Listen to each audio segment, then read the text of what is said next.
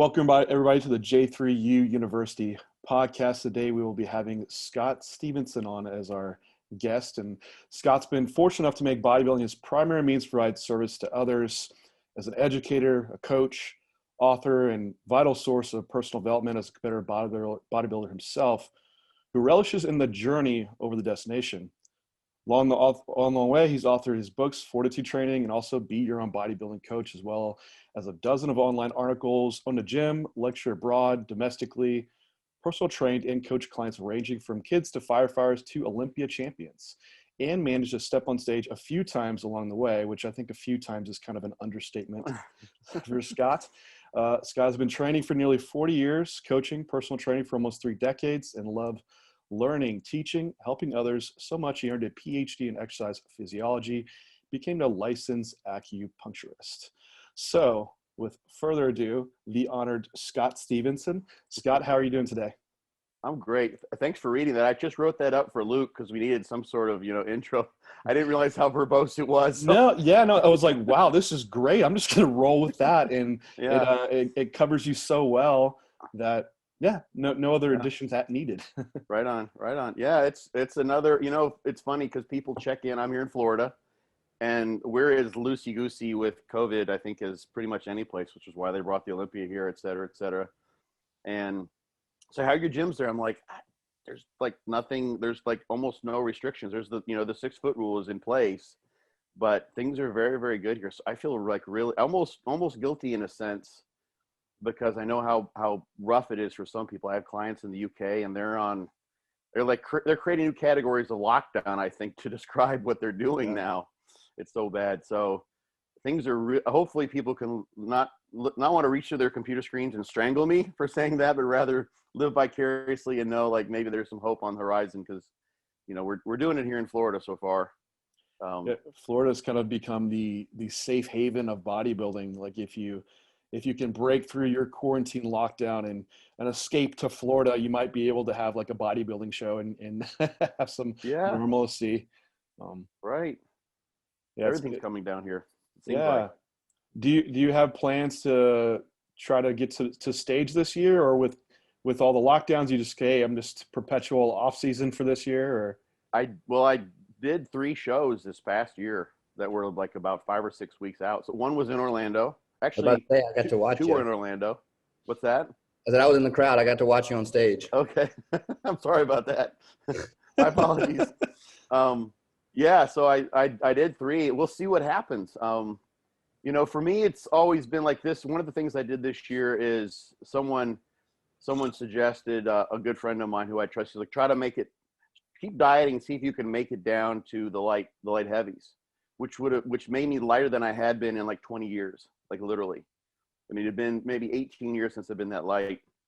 So I did that, and suspecting that I might not look my all-time best, but I knew I would figure some things out along the way. And for me, like, as we said, and as I wrote in that little bio, it's kind of about the journey and what I can pick up and learn, and some phenomenal insights, some things about carbing up and sort of surviving a low carb diet, and then what to watch out for thereafter. We're just like, I mean, those are insights you're not going to get unless you really, to some degree, no one's going to study that, because you're not going to get a subject pool, sort of bridging into our topic for today, our topics. You're not going to get people to go through a lot of those things, but you're going to get bodybuilders on an individual basis to do that. So, I suffered through and I use that word very, very carefully, because this was a pretty rough period of dieting. I don't think of it as suffering if you're choosing to do it, but it was pretty dang dastardly. But I learned a ton in how to get through that, what worked for me to be able to have some semblance of sleep and avoid all those, the nastiness that comes along with pre-contest. But so as long as, to answer your question, as long as I see sort of a reason or a way that I can bring more information into my noggin that I can then sort of help other people with, and of course enjoy the process. That for me is an intrinsically valuable exercise. I just like doing those things. So as long as I can find a fun and informationally laden experiment to create next year, then hell yeah, I'll be competing again. I'll figure out, they'll keep on taking my money. I know that much. So I'll and I'll figure out a way to get up there. And so probably, yes, I tend to do that when I have the opportunity. Within that prep, and I kind of have some insider knowledge that you were a author on a paper with Brad Schoenfeld and Dr. Guillermo Escalante, Yep. all on peak week. So that's one that's going Yeah. to be published and coming out. So I'm Right. curious, did you actually get to, and this is probably going to be the most comprehensive review paper on a peak week strategy with the current evidence that we do have, which is perfect for the topic that we're talking today. Do you actually find yourself like applying a lot of that or going against what you had recommended in that review paper on these past shows you did this last year? I do. See, I had written an article. I wrote some things online like maybe 15 years ago. And then I have a peak week article that I've written numerous things for John Meadows' site. And then in my Be Your Own Bodybuilding Coach book, I've got like a 20-page section on how I've done peak week with people. Just one strategy that can work. So, and when the guys brought me in to write that paper, I had a lot of ideas already formed because I'd already written, a chapter in a book and several articles. So I was already applying and doing all those things because some of those ideas, and it's funny, we all seem to overlap and match in large extent what Chris Bearcat is doing and what Brad says he does with people, what Guillermo has done. There is a ton of overlap already. So it wasn't if I, tried to go out and break the mold, or it wasn't as if like, wow, those guys have a completely different way of doing things that I want to adopt. The one thing that was kind of new and different for me was for this second show when I dieted down to make a light heavy. So normally, in the past decade or so, I would weigh in somewhere around 212, 215, and the day before the show or whenever it might be at a national level show. So you kind of get there as, weigh in. And so we're right in the middle of the heavyweights. Not the top, so I'm kind of getting outsized, and conditioning would be the thing that would carry me placing wise, if anything. And then, I might end up even lighter. Usually I end up lighter and drier thereafter, almost every single time. And so this time I had to get down about, 14, 15 pounds, but in time for a weigh-in. And in doing that, I was in a set of circumstances I'd never been in before. And I basically went about 5 weeks with an essentially zero carbohydrate diet, which is a rule breaker for me. I did break that rule because I don't like to see people training, because you lose the ability to train hard to some degree when you're lacking in glycogen. You just don't have the fuel available for the sets in the way you would be ideal. So I don't like my rule of thumb has been don't train more than maybe twice without some form of a carb up to replenish the glycogen in the muscles you've been training. Well, I totally violated that. It was, it was like 14 or 15 workouts, training sessions, which for me are not high volume, but that was over maybe 4 or 5 weeks between the two shows that I'd gone without any form of a carb up. Except I did do a practice run. And I've talked about this on my podcast, so some listeners may have already heard this before, but I did a practice run just to see what a carb up would be like. And I always suggest people do that. That way you've got if things go totally awry in a way that's unexpected, it doesn't matter because it's not on show day. And then you can figure out hopefully what caused that error and then correct it the next time around. And when I did this carb up, I'm trying to think, I remember talking with Chris Bearcat about this. It was very modest. It was maybe grams of carbs, and nothing crazy. It wasn't like I just, went to the vending machine and started stuffing down all the processed stuff I could find. And the cramping was just ridiculous. It was literally ludicrous.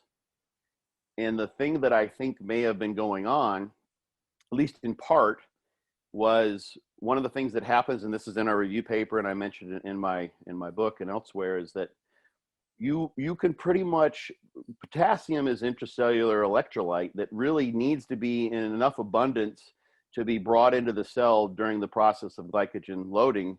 And if it's not available, you won't glycogen load. It's part of the osmotic effect that comes with pulling water in with glycogen, which is why we glycogen load, to fill the muscle up. So there's actually been studies where people are deficient of void and intracellular work too of potassium, where if potassium is lacking, you don't get the glycogen synthesis. It just doesn't happen.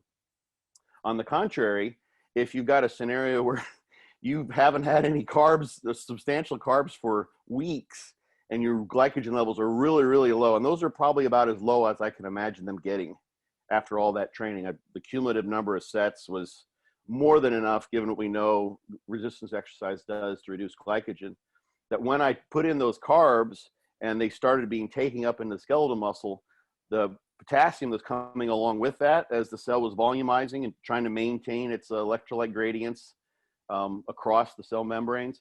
I probably became hypokalemic substantially, and I fought it. I figured that might happen. I've had that a little bit in the past, so I was using taurine and a potassium supplement and a multi-mineral supplement. I was drinking tonic water. I added some sea salt just to get some sodium in there too, just try to feed my body everything it possibly could have in terms of sorting out whatever electrolyte difficulties were in play. And I think it may have been magnesium that was maybe the helpful one.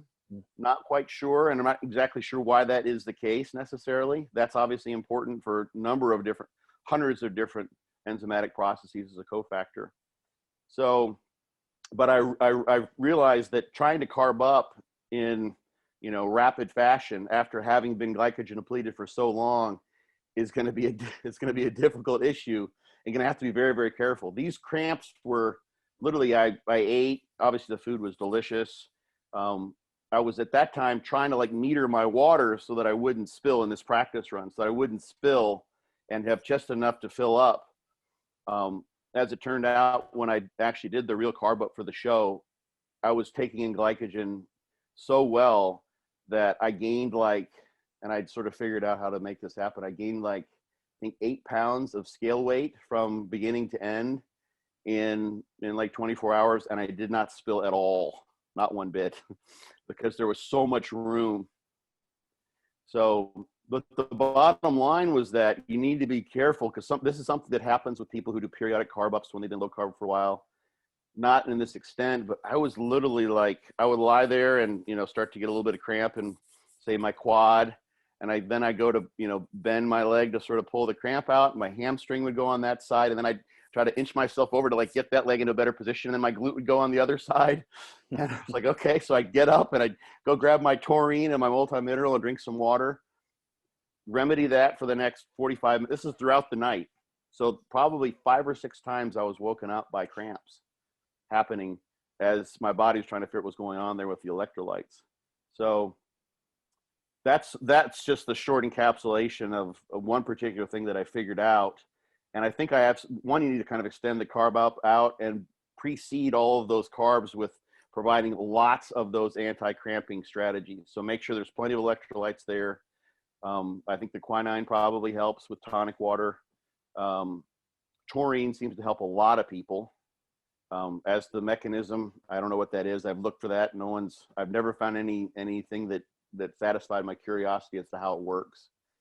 So that was really, that was almost like it was like a brand new form of prep for me. That I've never had that experience in a carb up. So that was really I was literally laughing at myself at night. I'm like, this is so cool.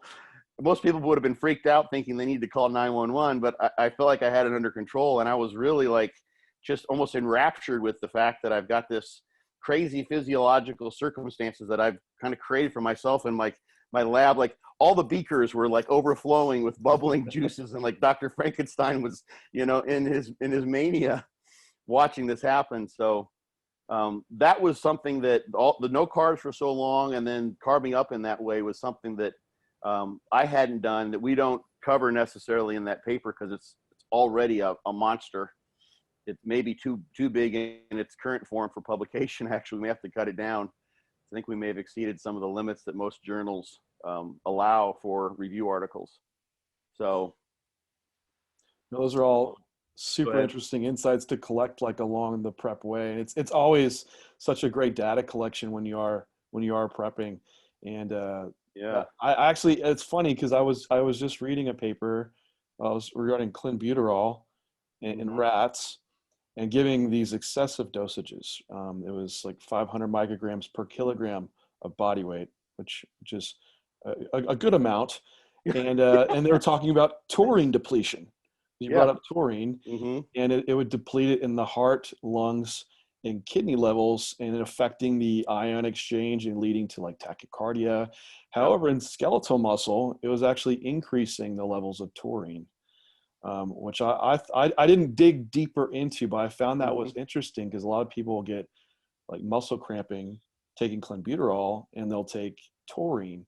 But potentially some of the other research was saying this might be more into hypokalemia than the taurine issue. And so, we associate cramps with one variable, but just like you brought up in your peak week, gosh, it's hard to really nail it down, right? Because you have sodium and magnesium and carbohydrates pulling in. It's like, which one do you really focus on? So that's why we have to have that logical thought process and collecting data along the way to try to tease out those variables. But I think the interesting thing you said there before you go on is that the cramps seem to be a function of what the neurons are doing, not what the skeletal muscle is doing.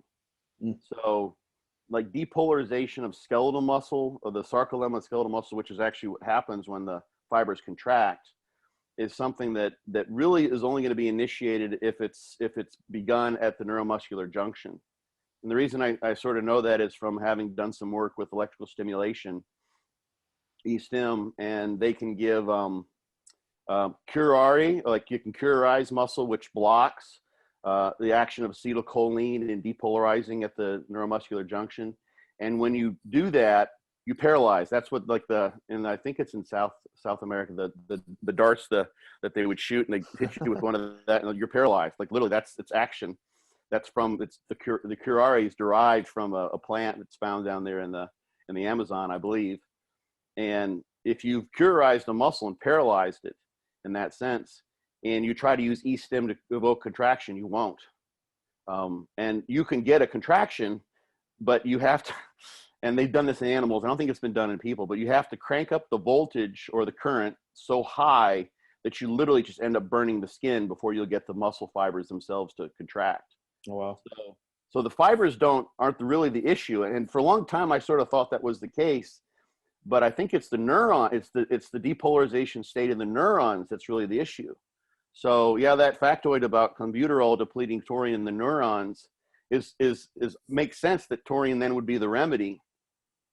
The fact that it may increase it in skeletal muscle is interesting. I wonder if that's because it's being lost from all those other cells and it's just being taken up by the skeletal muscle. Have to follow the flow of the taurine, in and out of the different cells and the different tissues.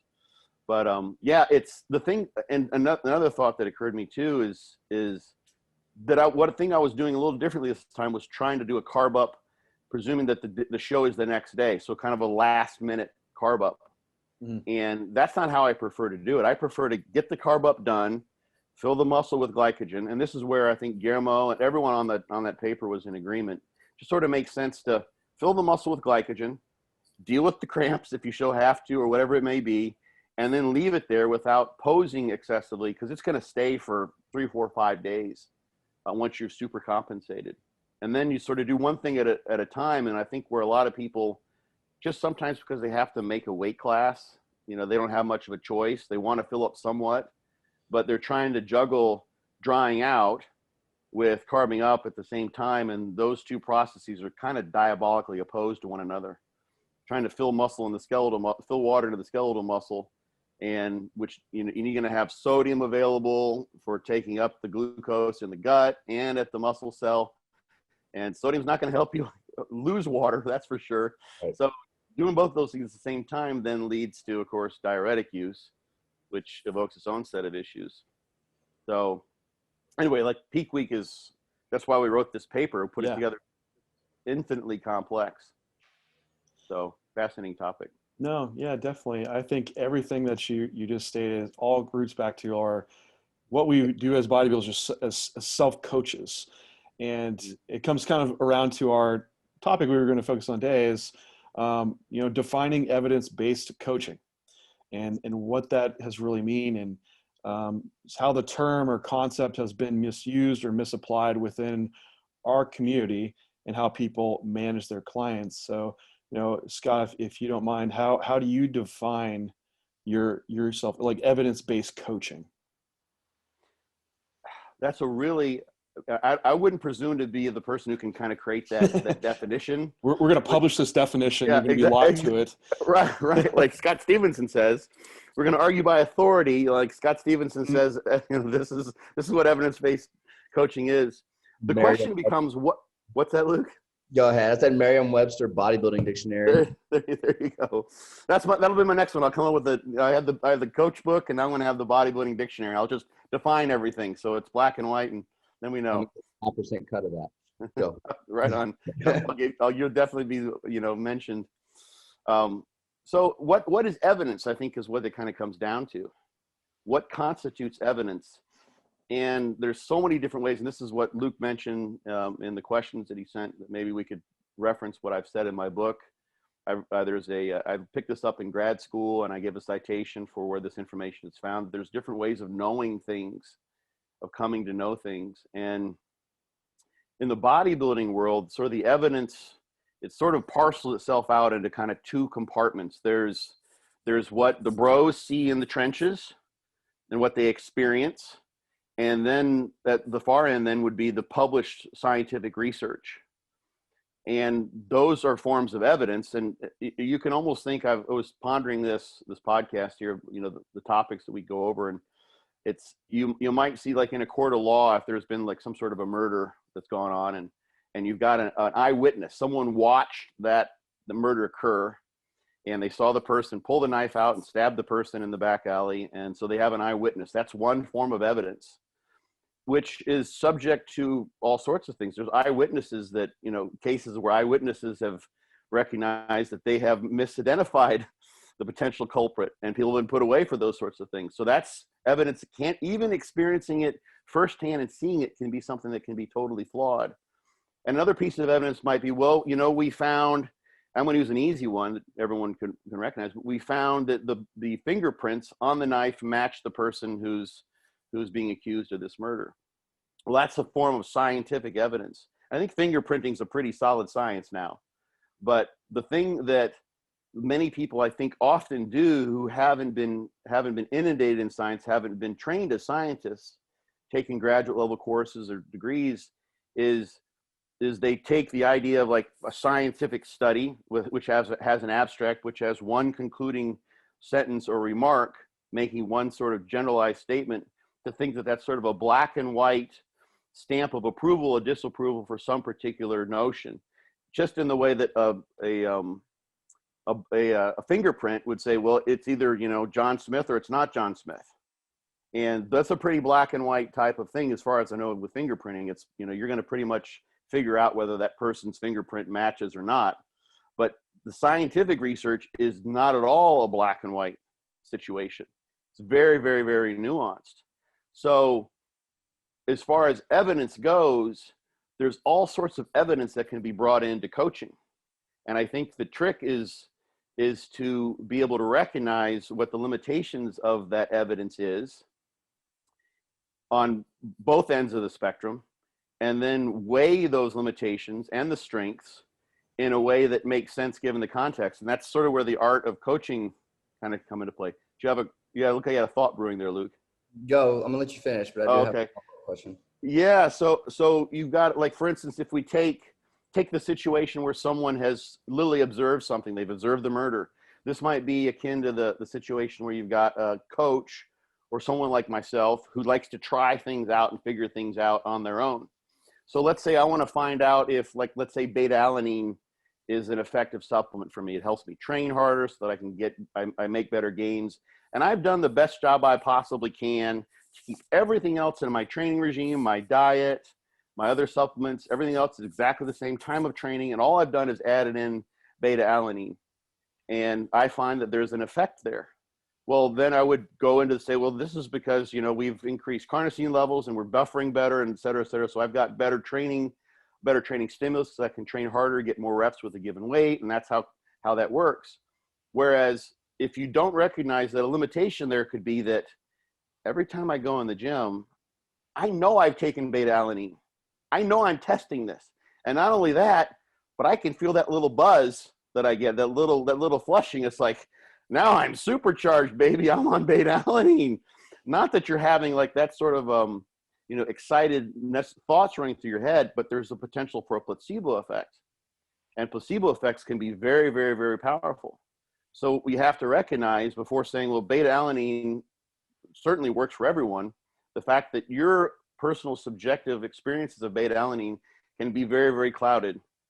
A friend of mine would always say, she's like, this is what I think, but I don't know, I live in here. You live outside of me, so maybe you can give me the different perspective. And it's very hard. You can't truly be objective when it comes to your own subjective experiences. It's basically, that's an impossibility in the world as we sort of know it. I think most people would agree. Whereas if you look then at the science end of things, there's the fact that if in a given study where they've come up with some conclusion, what have you, there's all the potential limitations of those particular research studies. So were those, and the biggest one that most people have who are doing evidence-based coaching, which usually means with higher level people, is that those individuals, those were multiple individuals in a scientific context, which can be very different than the gym. There's all sorts of issues there that can affect performance during training sessions and outcomes. And we're talking about a given sample of people who are supposed to be representative of a population. So if your sample are untrained individuals, there's certain advantages with using those. Those are representative of, hopefully, of the untrained population, which may not be at all representative of you or your clients who are not untrained, who have already, so like those are just some basic ways. So then you have to look at those two pieces and say, okay, how do I juggle these? This is what I've seen. You accumulate more and more evidence. So I've got 30 clients I put on beta alanine, and some of them can't tell whatsoever. Some of them don't like the buzzing, et cetera, et cetera, et cetera. So that's evidence. It's absolutely valuable, incredible evidence. And I tell you what, if it's a placebo and it works, then it works. If it's hypnosis and it works, then it works.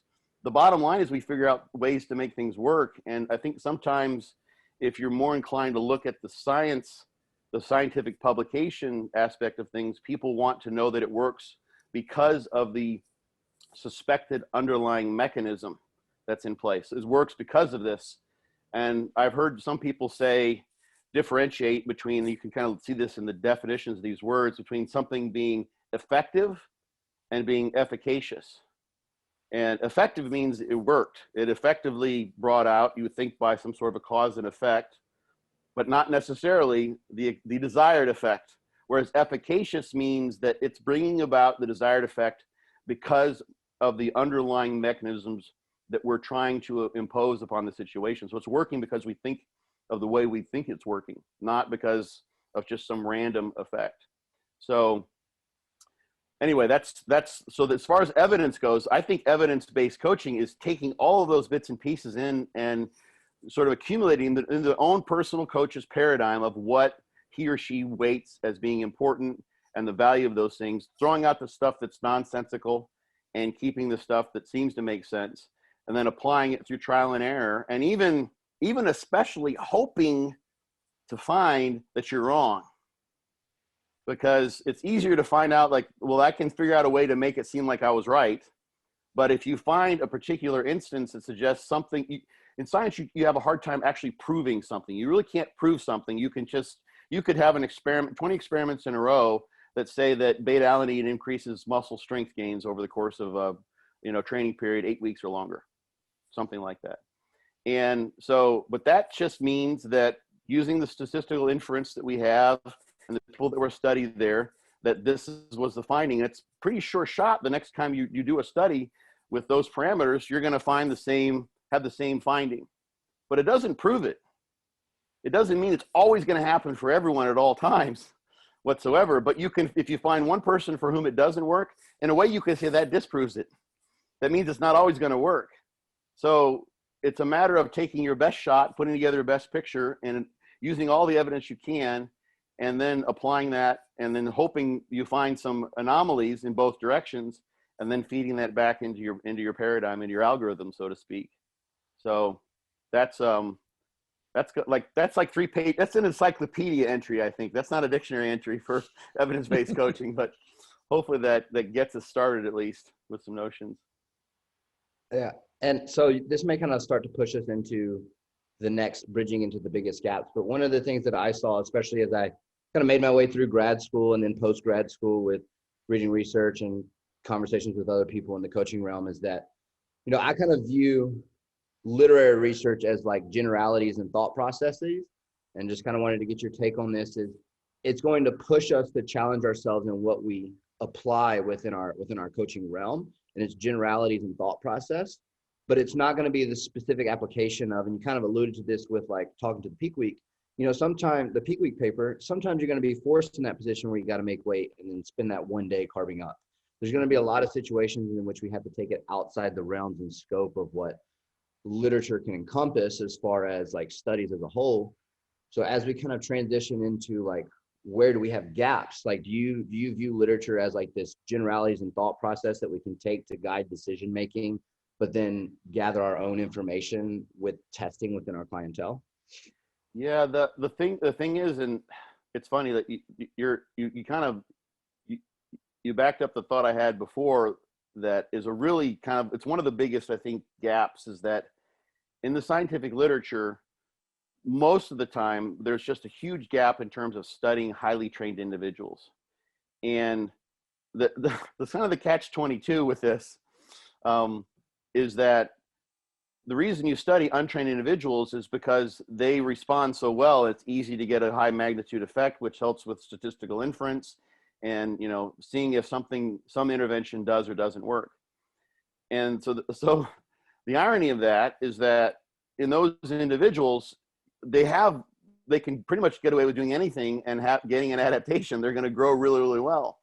So that makes that information from those studies less valuable in terms of externalizing the validity, taking that and applying it to higher, more trained individuals. So what works for a newbie won't necessarily work for someone who's been at it for 8 years, who's trying to get, 5 more pounds of stage muscle, for instance. So it becomes pointers.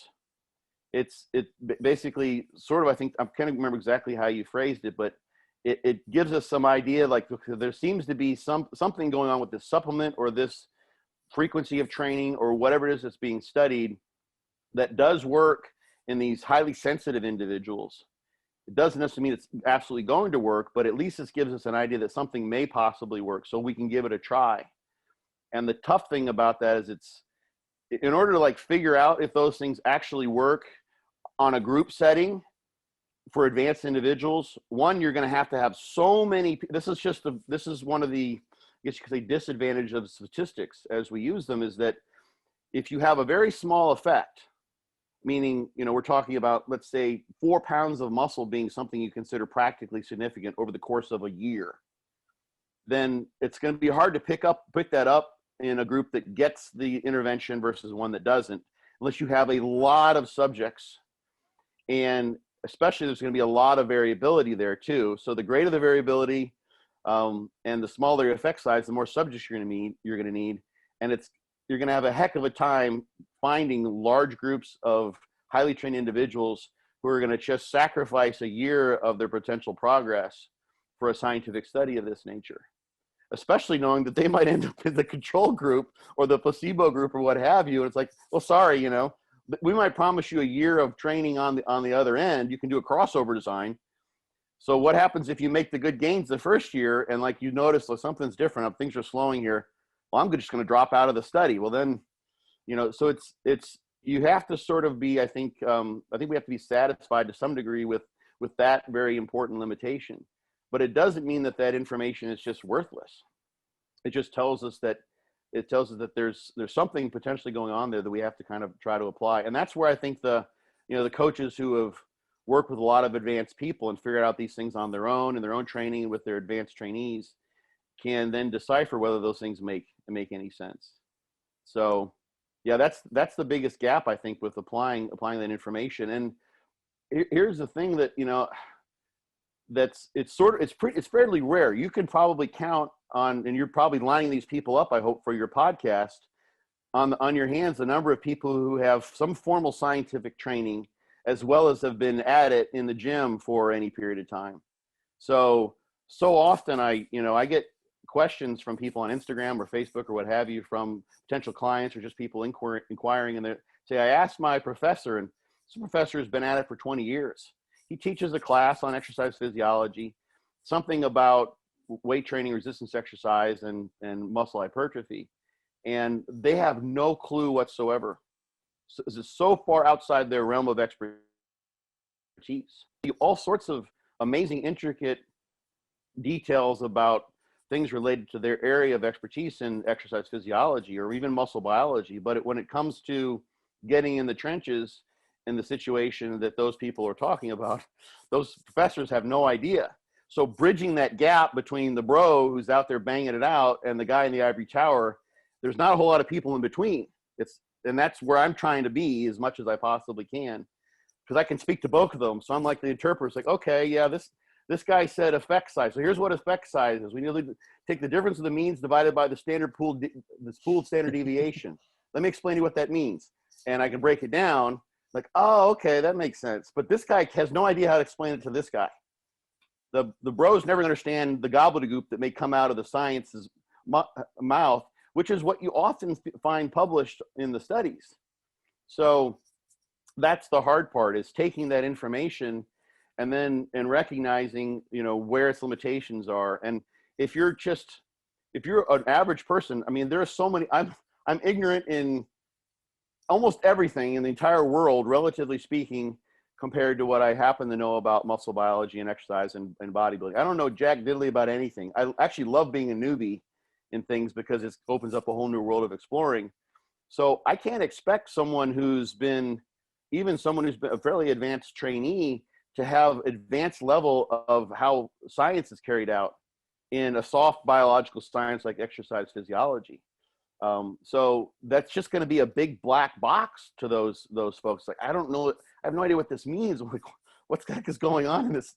I just read the bottom line. Like, okay, like, no, that's bullshit, and that's unfortunate, because the way I see it, there's basic research, which gives you foundations upon which to do applied research.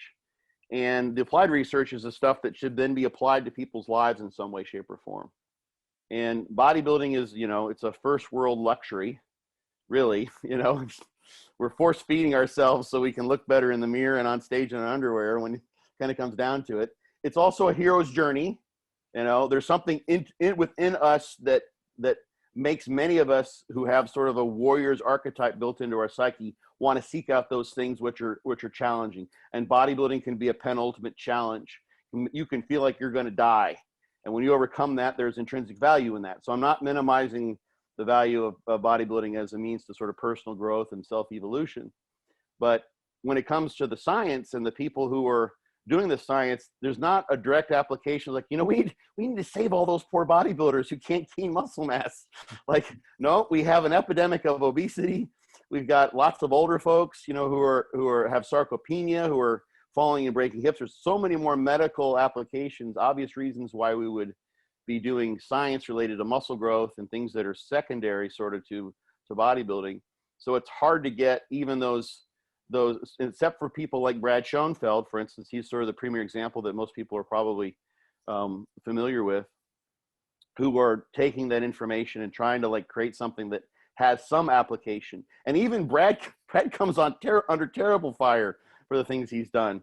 I have a quote that we don't have to read it, but there's something I saw when he did a podcast with Fouad Abiad not too long ago, and saw it posted on a board, and someone was saying all this research stuff is bullshit. Like, someone just threw it all out the water. I'm like, oh my gosh, which is too bad, really, because I could tell from the rest of that person's post, and I could see why they would say that and see it would make sense to them. But I also can tell that they didn't watch the interview, and they haven't read the science, and they don't have an understanding of how that science is carried out. So it's a normal human function of human nature, but there's this kind of hypocrisy in that you see a lot of times the bros will say, well, that guy, the guy with the pocket protector over there, obviously, you wouldn't see him on the street and think he's ever lifted a weight in his life. So we'll just throw out his opinions. And so at the same time, that person may have absolutely no idea of how that scientific study has been put together, what's going on in terms of study design, statistical analysis, what it takes to carry those things out. They're completely ignorant of the scientific method in that context as doing resistance training exercise studies. And they're throwing away Brad's ideas because they think he's ignorant of what it comes to training in the gym, which is not true. Actually, Brad's competed in the past. He's a trainer for years. So they're basically, it can be a very hypocritical thing to think that the science is just bullshit when you really don't truly understand the science. So I've always, one of the things I've sort of tried to keep in the front of my head is seek first to understand and only then to criticize. So that first step can take a long time. The second one's easy to jump to. We do that really, he's bullshit. Look at him, he's puny. What could he possibly know? It's like, hold on, what's he saying? I don't understand a thing he's saying. So I'm just going to criticize him and throw him out. So I hate to see that. That's why I want to bring those people together, because they're both good intentions. I don't think anyone's evil, but I like to see that information translated as best as possible. So that's part of my mission to fill those gaps, so to speak, at least informationally speaking. Yeah, I always wonder like the psychology behind some of it. Like if someone's getting challenged outside their comfort, like having someone kind of giving some information to you that's like, hey, you might be slightly wrong in this area, it is challenging. It might be even as deep as like your own inner core belief system, right?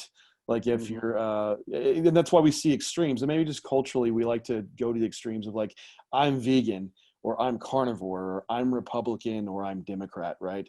It's like I'm all bro, or I'm all scientist. And a lot of times, most of these truths are kind of in the middle, but it's hard to find that middle and kind of play both sides of the fence, which, Scott, you're on the fence and you can see both sides, right? The science and in the trenches. And you try, and it's even for me, it's been easy to like fall off the fence to one side. We're like, you know what? This is getting too in depth, and it just in the trenches, this is what I see. Screw it, I'm going with that. Or you have a study come out that kind of pulls at your emotions, and you start digging into that a little bit more.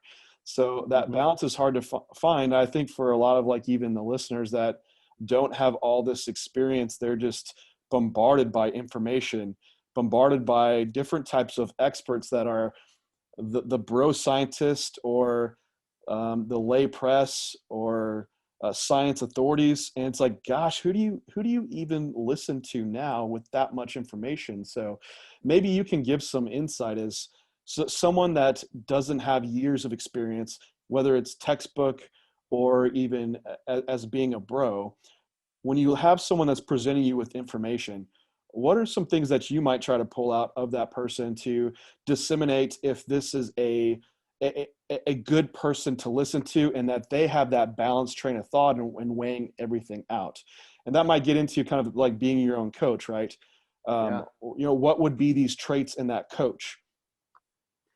It's funny because I was thinking that list would come up, and I wrote an article for Elite FTS, and I created something. I'm going to read it to you guys. This is at the beginning of this article. And so imagine you read this somewhere. Someone has told you this. And this is something that I wrote. And let me just read it to you and see what you think of it just in hearing this. Minerals such as iron, Fe, zinc, Zn, and trace amounts of boron B begin accumulating during embryonic development in the tissues that later differentiate into skeletal muscle. These metals form the basis of the contractile machinery that imbues muscle cells with its force-producing ability. Citation 1, which we'll get to in a second. In adult mammals, dietary deficiencies in these elements have been associated with a variety of myopathologies and muscle weakness, whereas iron, zinc, and chromium supplementation produce fiber growth, including hypertrophy and hyperplastic adaptations. Citation 2, even in the absence of external load. Citation 3. Sounds pretty cool, huh? Right? It's just complete bullshit. I just fabricated that. But here's the key. Here's the thing. I put citations in there. And this is one of the first rules I like to, people think I'm sort of pretentious, like with all the citations I always put after things I write. In my Be Your Own Bodybuilding Coach book, it's like 100 pages of literature citations. It's ridiculous. Kind of, in a way.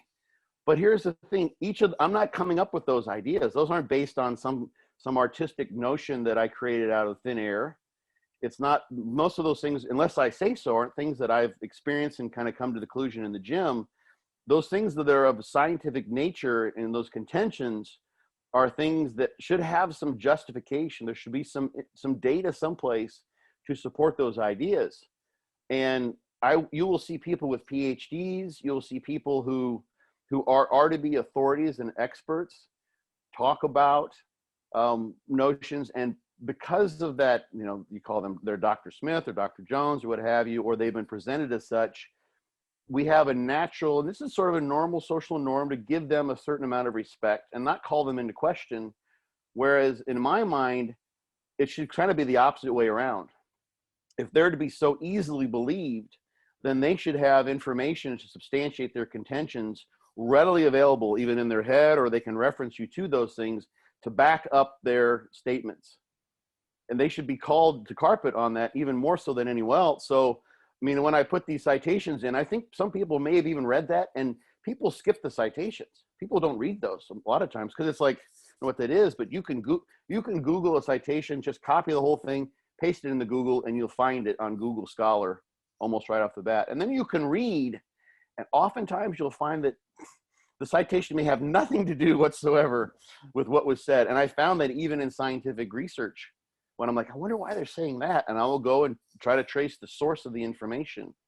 And that's the bottom line of what I'm saying is the authority is the person who's giving you this information, but oftentimes he's not the source of the information. It's somewhere in the scientific literature if he's speaking as a scientist. So one of these, the first citation was from Smith J. and Doe J., like as in Jane Smith and John Doe. 2011, genetic and dietary control of mammalian embryonic development, muscle tissue, and it was published in the Journal of Significant Results, which is completely fabricated.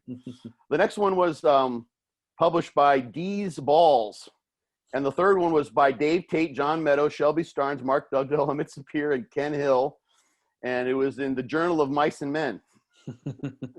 I just made those up, and I think they're pretty fun when you go through and read those, but so it's very easy to bamboozle people with statements.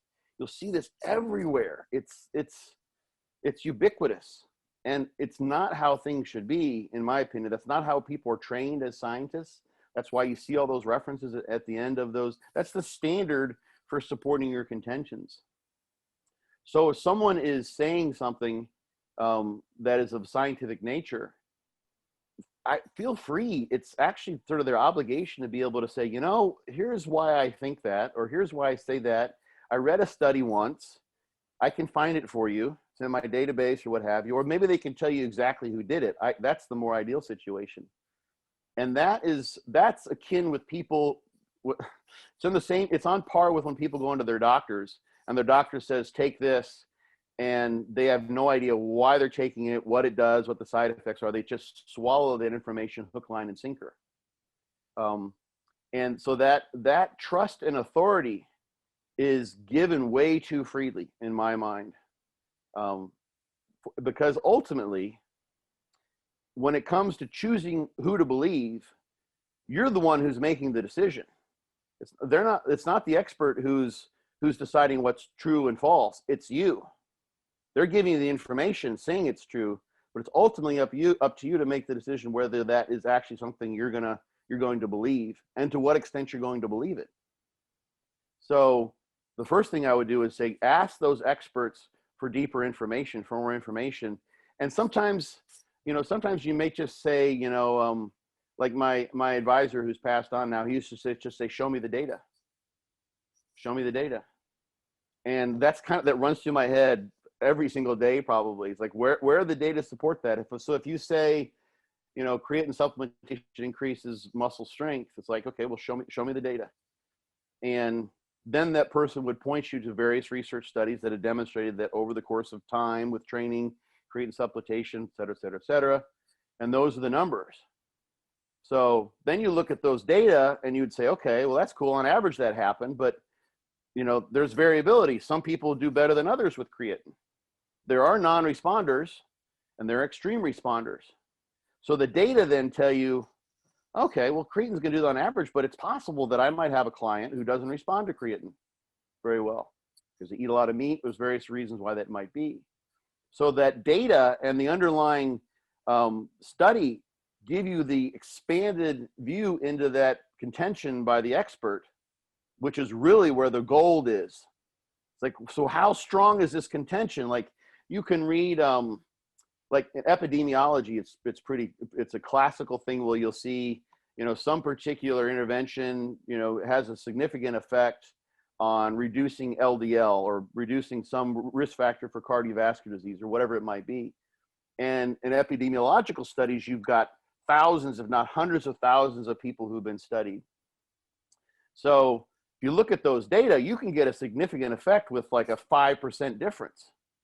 So I brought my, my total triglycerides down from 200 to 190. It's like, okay, I mean, it's 5%. Like, is that going to really, what does that really mean for me? And that was the average. And that was significant because you had 100,000 people. So if someone says, oh, take this, it'll bring your total triglycerides down. On average, it will by this small amount, which was significant. But if you look at those data and you say, okay, it went from this to this on average, is that really worth the side effects of, liver disease and heartburn and all the other things that may come along with the drug or whatever it might be? So, and that's an easy thing to do. You can get that deep as to whether you can trust that, to what extent you can trust that information simply by finding a primary reference or getting one and just reading the abstract. You don't even have to dig in on the data. You can just see like it was a 5% difference, which was significant. But it's the difference, and this is something I think Luke's probably heard me. We may have talked about this previously. There's something that's very important, I think, to glean out, and this is connected to your question, is the difference between practical significance and statistical significance. So the analogy I usually use is if you consider like the best 100-meter sprinters in the world, and these are the guys at the Olympics, in the final heat. If you divvied them up between the first four and the last four, I think they have like 8 in the heat maybe, and tried to do a statistical analysis of whether there was any difference in 100-meter dash time, I probably should go and do this, to be honest. It would be hard to do it all. You might find nothing. Like, there's no difference between first through fourth and fifth through eighth, statistically speaking. They're all clustered so close together, time-wise, within probably, 0.2 seconds. There's only 4 in a group. That doesn't help with statistics at all. The more you have, the more likely you are to find out if there's something systematically going on differently between the two groups. But I tell you what, the guy who gets the gold medal and he goes back and he's treated like Big Rami's being treated right now back home, he's a hero because he won a gold medal and he defeated so-and-so, is a heck of a lot different than most of the times the guys who got 7th or 8th. It's like, you did well, but you didn't win. You weren't the winner.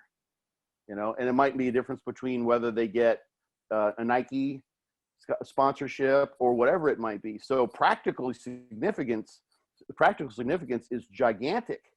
Statistically speaking, you'd say it doesn't matter. The 8th place guy is as fast as the first place guy. He's in this particular study of finishers in that particular Olympics. So you say, so someone would say, what's his name? Jamaican, who's the fastest sprinter, tall guy. Usain Bolt, or? Yeah. So someone might say Usain Bolt's, he's no faster than, so-and-so. Name a guy who got 8th. So like, well, okay. Like, you'd be like, what?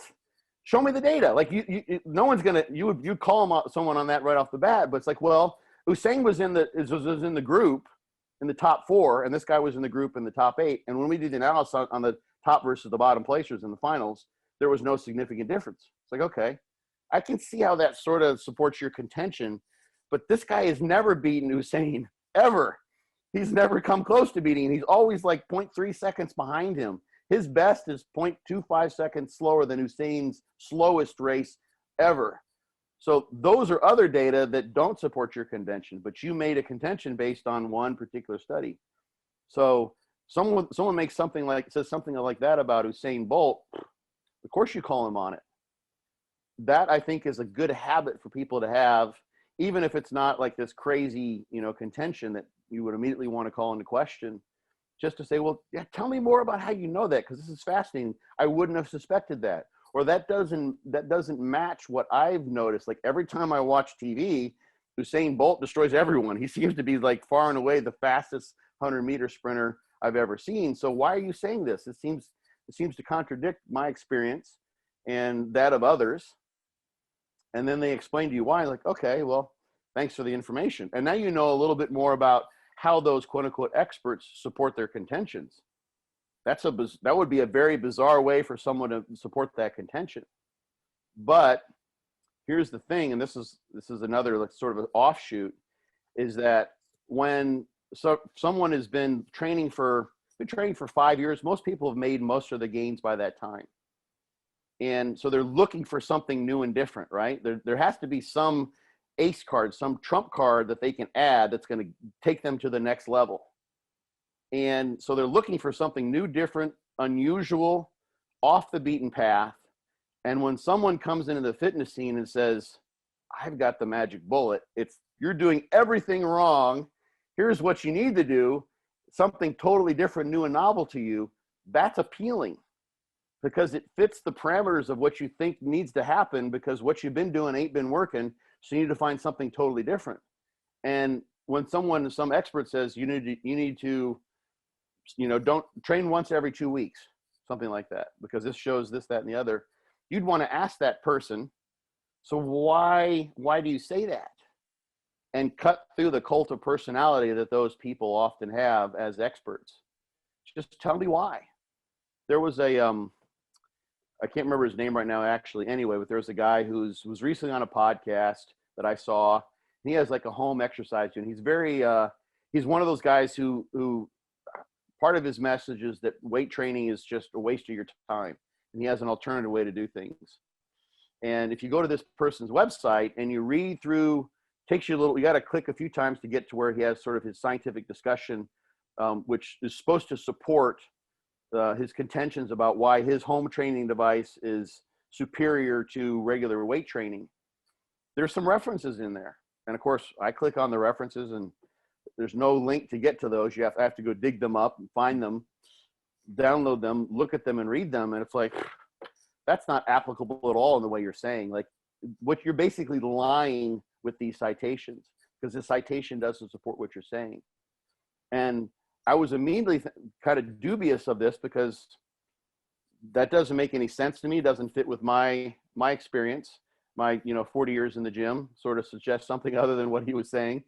But I just went, I didn't have to talk to the individual. I just went to his website and I just took that extra step of finding that research study. And then an average person could read the abstract and say, well, first of all, they didn't use his device. And this was, it was so different from what he was saying that I can't even remember exactly what it was. It was obviously, it's like saying the best food for tigers to eat, and they cite something like, this is the best kind of worm to catch salmon. It's like, well, like, no, that doesn't really match. Like, I don't see how you can take, what salmon like to eat and what tigers like to eat and use that to support this. Just because salmon like worms doesn't mean tigers are going to like worms. It's completely disconnected, but they'll put that citation there and people won't follow up on that. So calling people onto the carpet is a really, really big one, in my mind, at least. So, and it's fun to do too sometimes. Yeah, I think people shouldn't be scared to question those putting out information in a appropriate way. You don't feel like you have to challenge them, I think that's a good way to kind of know as well is how that expert might respond. I find those that jump to the defense really quickly likely feel under attack that might not have the backing to really support it potentially. But, I think if you approach it from, hey, I'm trying to learn more about this, where could you point me in the right direction? And you get that person to open up and actually share that with you. Because sometimes you might just get ignored trying to ask them, or you might get this defensive response back. So I think there's an appropriate way to address someone in that. But say we have this expert that's putting out information. We've asked them these things and they've validated it. But then we want to search into that other side of the fence, right? Well, where's your proof in the pudding? right? Mhm. Because in my mind, when I'm looking for someone to take information from, I like to see that education background, that they can logically think through it, that they've done it to some extent themselves. Because just like, when we're in contest prep or peak week and you're suffering, like no one knows what that feels like unless you've actually done it. Yeah. And pretty then much. you've had the ability to take others through that with success. So if we have this expert figure that's giving us all the right information, but they have no clients to support, no in the trench experience, would this still be someone that you would consider that you would consider for information or for coaching? And I think a lot of times in coaching, what I see with a lot of these top gurus is that they don't have any science background, but they have incredible clients. And it's Mhm. like, well, damn, well, there's your proof right there. Like they have all this great success. And then I think that's what leads some of our bros and the people that just, what, science is all bullshit. I'm going to go with this guy because he produces the results, and that's what matters. So how do we filter through that once we're seeing that type of coaching knowledge being put out? So that's another example in my mind, at least, of those are case studies, so to speak, that he's putting forth, and they're not published anywhere scientifically. But the question then becomes, to what extent does what he's done with those clients apply to me? So if you've got, and there could be a variety of things that you need to know in order to evaluate that. So where was this person once? So like one of my favorites, and we're not now. My Facebook profile got hacked, but my old one, I was friends with a guy named Franco Santoriello, and he was the face man for Cybergenics, which is this program that's way old. It's one of the first times I ever saw where they would take someone who's sort of in their sort of off-season worst, kind of like what Lee Priest with the Kentucky Fried Chicken thing. It's like, oh my gosh. And then you look at, if you didn't know who Lee was and that he'd been in such good shape, you would think that was a miraculous transformation. So when you're looking at this evidence that a particular coach might have of miraculous transformations, and you look before and after, you need to be able to contextualize that with who are you looking at? What are they capable of? Did they take them to that place where they look phenomenal for the very first time ever, which was far and away beyond where they ever been? Or do they just bring them back to a previous state of being contest ready? So that's one example. And that what that points to is Franco Santoriello was someone who had, I can't remember if he ever got a pro card, but phenomenal physique. One of those guys who was like, nowadays he would have been a pro for sure. And so the genetics were more than likely there. And the genetics are more than likely better than most of the people who are looking to some of these coaches have for making the gains that you see in those clients who are the ones they put, out for the advertising. Sometimes, not always. So the question becomes, is who are they doing this with? Are they doing this with someone who's got phenomenal genetics, who can get away with eating 2/3 of the prescribed diet and still make phenomenal gains? Or are they taking people who are very much like me, who have to travel the road that I have to travel, and making those things happen? So that's where you can sort of, and there's, I'll just give him a plug. Like Victor Black is someone who probably pisses a lot of people off, I think, because he just says shit as he will. But he does a really nice job of like outlining what's happening week by week with his clients and what he does with them. He's posted stuff up on Facebook and sometimes Instagram, I think. So he's very open with who he's working with and where they're going from and where they were previously. So you have some context. Is like, if I see 5 clients who made tremendous transformations, and I know kind of who they are from the background that's been given, like that person sounds just like me. He was stuck in a rut for 4 years. He was maybe using high levels of PEDs and it wasn't working. Maybe it was too much. And they dropped that back and they restarted and cleaned up his diet and they changed his training, and all of a sudden he started making gains. Seems like he was in a similar set of circumstances that I'm in right now. That gives me a sense that maybe he can do the same thing for me. It's not a certainty, but that's a heck of a lot different than we took someone like Franco Santoriello or Lee Priest, after 1,900 buckets of Kentucky Fried Chicken, and then just brought him back to the same place that he'd been for many, many, many times in his pro career. Lee Priest looked better at 18 than probably 99% of the people who have ever looked who ever bodybuilded. Really. I mean, he was phenomenal. He still is phenomenal. So that's super, super important, I think, to figure that out before you can know. Of course, in the U.S., this is different in the U.K. But you know, PEDs, steroid use is illegal. So if you can't talk about that openly unless you want to basically make it known to the officials that you're doing things that are against the law. So that aspect can be a huge part. You can take someone who is a natural and load them up and do all sorts of incredible things with them and make great gains without having any knowledge that might be applicable to someone who doesn't want to follow that route, who wants to stay natural, who wants to use conservatively or use HRT or what have you. So that's kind of a hidden aspect of these things, which makes sense to hide. And of course, that's also one thing that another sort of category of coaches will do, where they make themselves known as drug gurus. They're the person they're gonna show you how to do the secret, you know, how to make use of PEDs to get all the things that are the secrets of the pros, so to speak. And I don't think drugs are the secrets of the pros. I think genetics are the secrets of the pros, to be honest.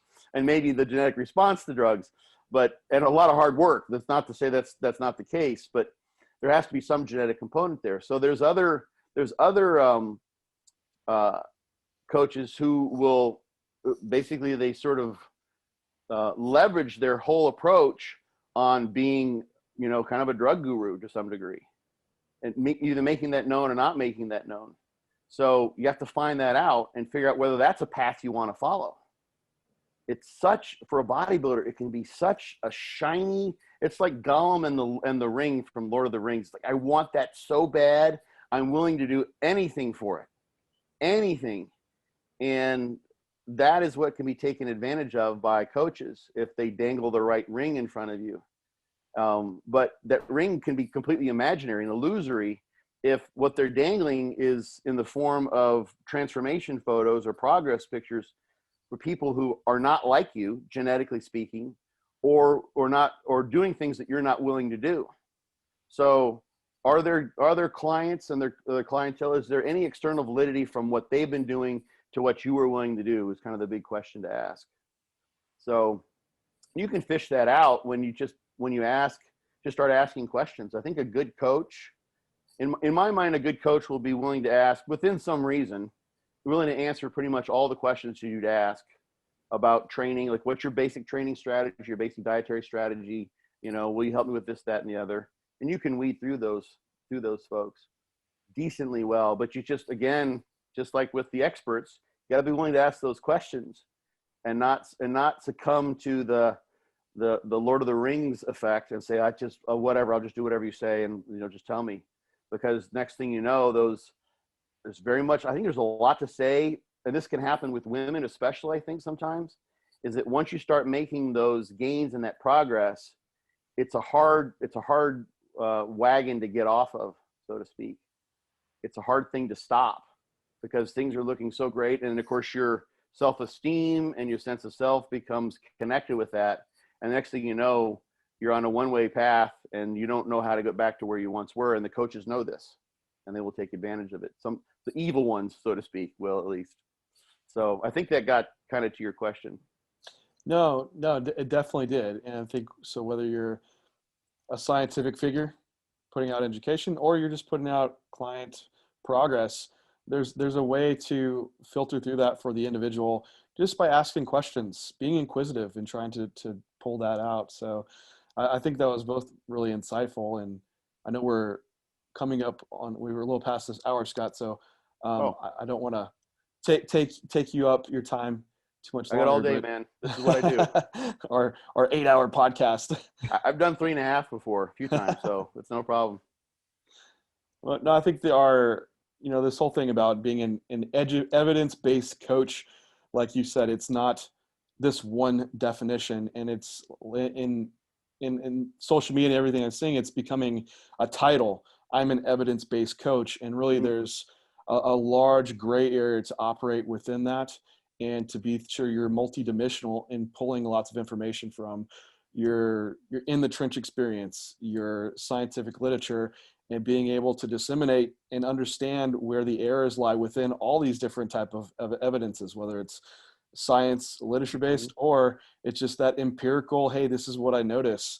And that's a strength to derive. And I think touching on, if you're not this, person that's been training for 20 years, or you don't have a PhD, how do we really filter through that and for the information that is being disseminated by these people?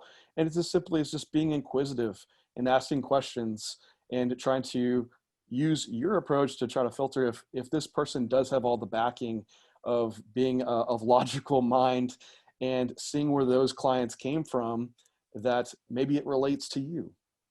So I think a lot of people will get a good takeaway of applying that. And do you have any closing thoughts on where we should be maybe headed in this community for trying to utilize evidence and empirical what we see in the trenches as coaches? You know what, I think one thing that maybe could be, if it could be a good sort of habit for all of us to kind of apply, is to check ourselves too. One of the things with science is that, scientists, there's actually a replication issue in the scientific world, just in general, where studies will go and try to replicate a previous finding using the same exact experimental design and not find that that's the case. It's actually become kind of a big issue. And so we tend to sort of take a study and just think of it, well, that's kind of done, we'll put that in the past, and that's how things are as far as we can tell. And I think that's a normal human tendency we have as coaches, is to some degree sort of stop questioning our own methods and thoughts. And I like with me and the no carbs thing that we talked about earlier, it's like I wouldn't have asked anyone else to do that, because I knew how diabolical it could be, and I knew what impact it could have. But like one of the things that I did was I took my set reps down lower, because I was finding that I was basically just crashing. All my sets I was hitting a wall on because I was running out of glycogen. So instead of doing sets of like 10 or 12, I do sets of like 6 to 10, and then sometimes even drop sets. And that shifts the reliance on the creatine phosphate system, and a little bit less on glycogen. And I could still bang out those sets. Of course, I could still lift close to the same loads for those number of reps. Whereas if I tried to lower the load and get the same reps, I would have had a lesser stimulus, because I just couldn't get the reps lacking in the glycogen.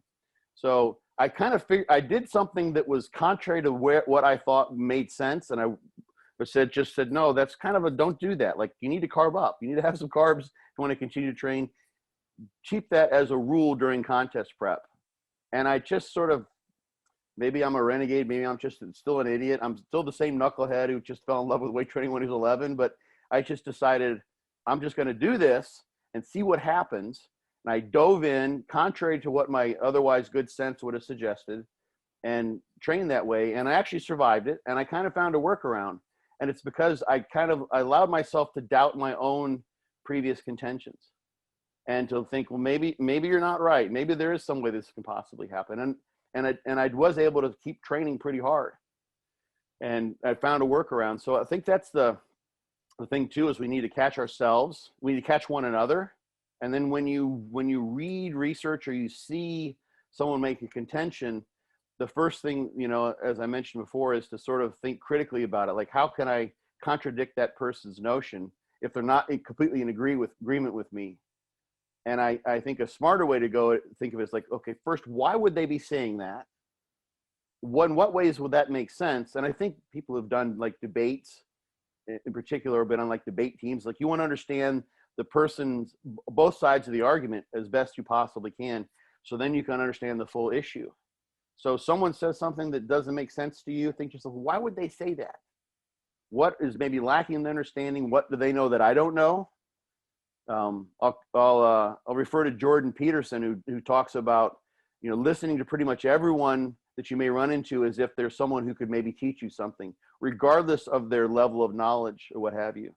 So sometimes, you run into someone in the gym or online or what have you, might say something and you're like, this person, they just started 5 weeks ago. What could they possibly know they could teach me? But they may remind you of something that you'd long forgotten.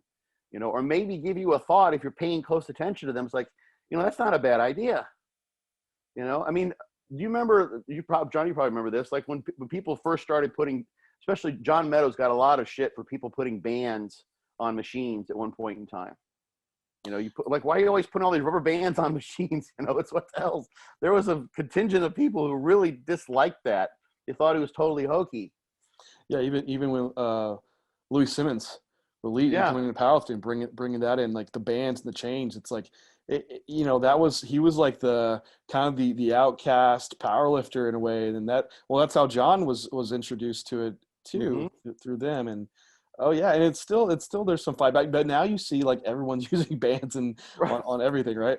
Yeah, it kind of comes around full circle. So yeah, I think just first taking in those, is as crazy as they may be, those notions. And I think the thing, at least for me, and just for people in general, coaches communicating with coaches and coaches communicating with potential clients, is if someone says something and they're adamant about it, and you read it and take it in and you say, well, that's just complete hogwash. I can't make any sense of that as a contention or as an idea or a concept. It just runs contrary to everything I possibly know. Then the next thing to think about is like, why would they say that? So like this person I mentioned on one of the discussion boards who was criticizing, just throwing all of Brad's information out, throwing out the baby with the bathwater, or it's like, this is just worthless.